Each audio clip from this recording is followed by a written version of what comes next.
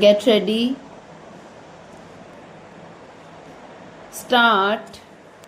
He continues.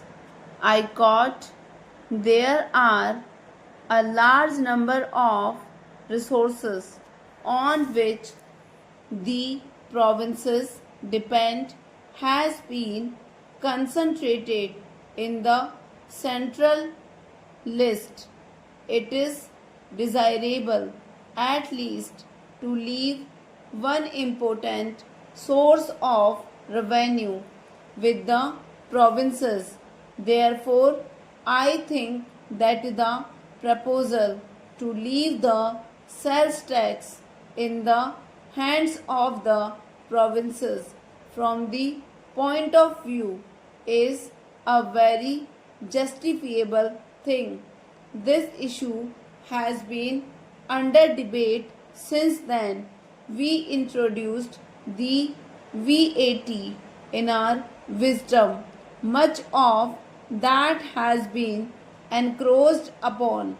Now the GST bringing these services also into its ambit along with the goods will virtually take away this right. Now the state governments, which were called the provinces then, not having any right to raise resources from whatever they would consider they are elected, they consider as important for the welfare of the people in those states, that will now be prohibited. How are you going to address this issue? Para.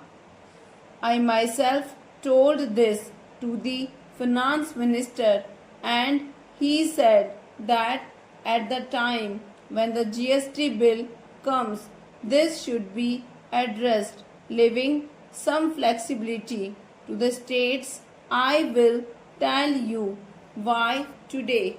You have the Kerala government from where you come. Sir, the state has imposed a tax called the health tax. It is on your fast food and all these sorts of food items that increase obesity.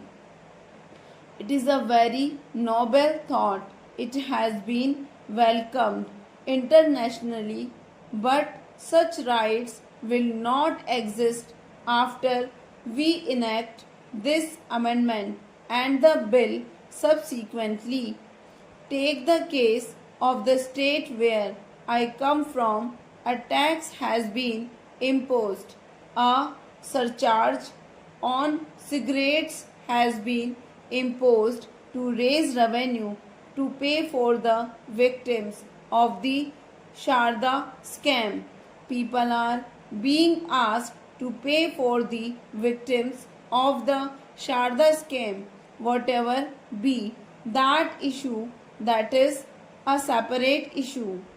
Such rights do not exist in case of national calamities. Are we to reduce the elected state governments, where from the people of these states come to the center with a begging ball saying that declare so and so issue as a national disaster and give us certain amount of money?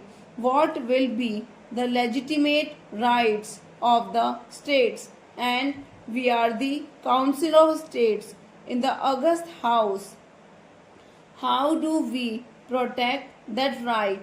That is an important point that needs to be considered, and therefore I would request the finance minister, when he replies, to ensure that there is flexibility of this nature whereby the states do not end up actually coming with a begging ball to the center in following years later. Stop.